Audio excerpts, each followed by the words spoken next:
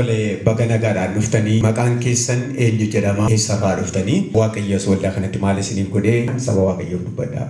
Galata waaqayyoo haa ta'u barsiisaa Gammachuu Guuteen jedhama. Mana barumsaa qophaa'ina yookiin immoo kompireensivii haayiskuulii irraan barsiisaa. Asuma magaalaa Naqqamtee ganda duwwaa 3 irraan dhufe jechuudha. Akka aadaa Oromootti baadiyyaa irraa gaagurri tokko waggaa 2 yookiin waggaa 3 mukarra yoo ture dammi isaa guddate saaciidha jenna. Anis dhuga baatiin koo dhuguma saaciidha.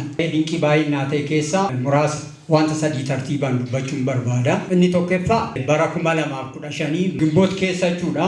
Wantichi maaziyaa gaafa bultii 7 2015 narratti ta'e keemistiriin barsiisa ture 12ffaa 4 kiiloo Addis Ababa Yuunivarsiitii irraatii dooktara tokkoo fi laab teeknishaanii tokko erganiitu keemikaala mana barumsaa haayiskuulii Naqqamtee irra jiru dhabamsiisaa kan yeroon isaa xumurame yookiin immoo expired date isaa kan guute dhabamsiisaa yookiin awwaalaa jedhamee ajajni ba'ee kanneen keessaas barsiisotas jiran keessaa filatamee dooktaroota sana wajjin keemikaala adda addaa gara 18tu dhabamsiisnee awwaallee jechuudha.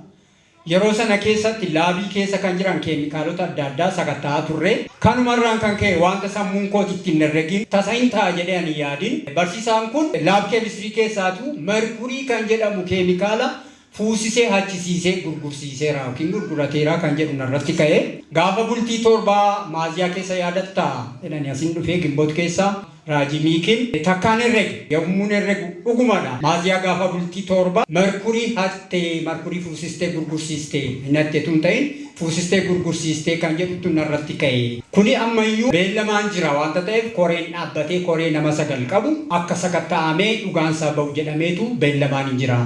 Anani dhufe sanbat guddaadha. Beellamni sun immoo dafinoodha. Dafinoo ta'ee gaafa sanbataa ergaan naa darbe narratti raajanii ofii isaanii walitti galagalanii wal kasasu wal saaxiluu ati bilisa baata.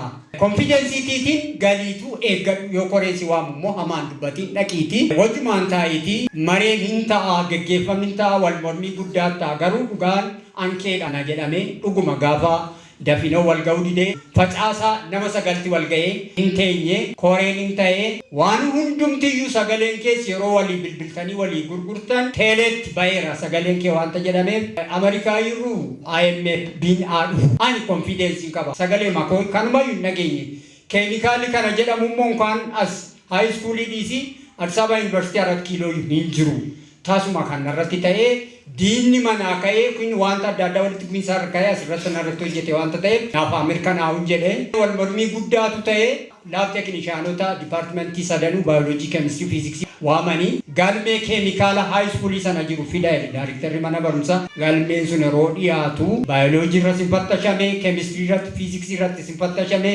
maqaamti merkurii kan jedhu keemikaalli akka hin jirreef soba ta'uusaa daayiriktarri erga mirkaneeffate booda jaara sana erga qabatee koreen sun bilisa na baasee jarri sun koree gamtaa maatii mana barumsaa sanaatti dhiyaatanii ani bilisan bahee jechuudha. Gooftaadhaaf galata dhiyeessaa. Akkuma namni waaqayyoo dubbatanii isinii kadhatanii wanti isin irratti kaa'amu jira waan san garuu hin diigama isin irratti hojjetu walaba baatu isinii jedhanii isinitti dubbatanii waan taatee sana hundumaa isin irratti raawwateera garuu isin irratti aangoo godhachuu hin dandeenye hin fashalaa'e dhimmi sun jechuudha.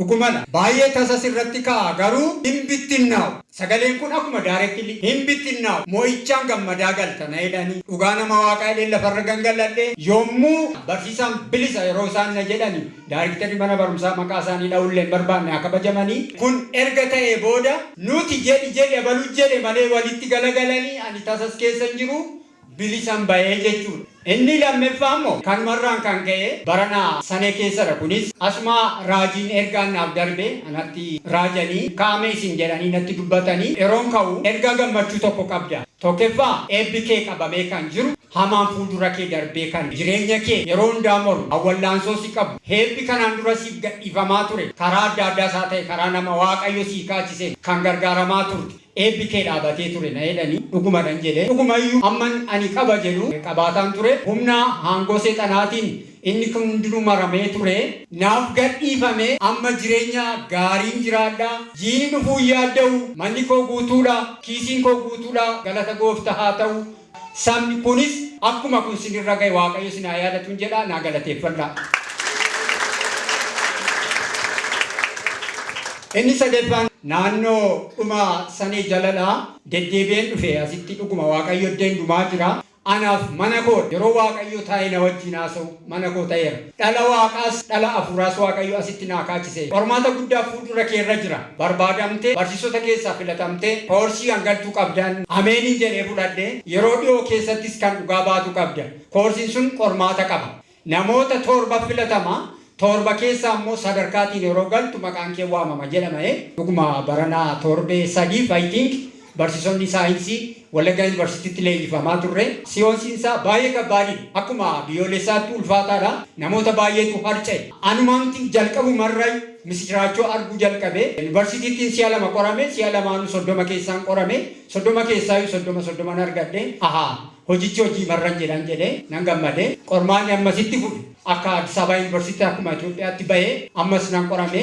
Namoonni baay'een dhumani. Barsiisonni qaanaan 100 keessaa 90 keessa fiduutti milkaa'uu kootii fi ergaan kunis 100 manni waaqa itti argu mana raajiin dhugaan itti raawwatu uummata isaa tajaajilu ta'uusaa mirkaneessa. Ammas kana naa galateeffadhaan jedha eebbifama.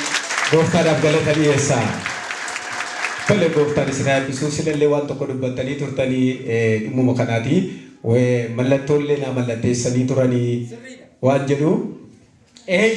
Biran darbee mallattoon isaan naa mallatteessan kunooti. Mallattoo raajii miikiidha.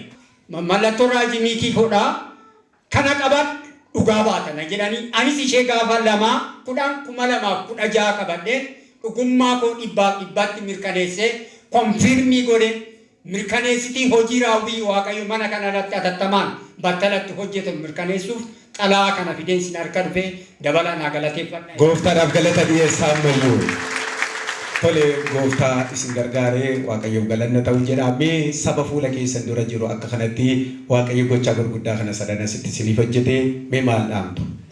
Nuuf raawwata abdiin kutatiina laphee keessan immoo banaa ooleen galeen jedhiinaa fuuldura yoo taa'u dhabne ariifannee sokkina yoo waldaan sagantaa isaa tures nuffinee sokkina waaqayyo nuffine obsa godhadhaan jedha waaqayyo haa galatamu jedha kanumaan ergama. Gooftaan isin eebbisuu sabni harka walitti buusaa gooftaadhaaf galata dhiyeessaa. Noora isa isin gargaaree gooftaa keessan biraan hafiinaa.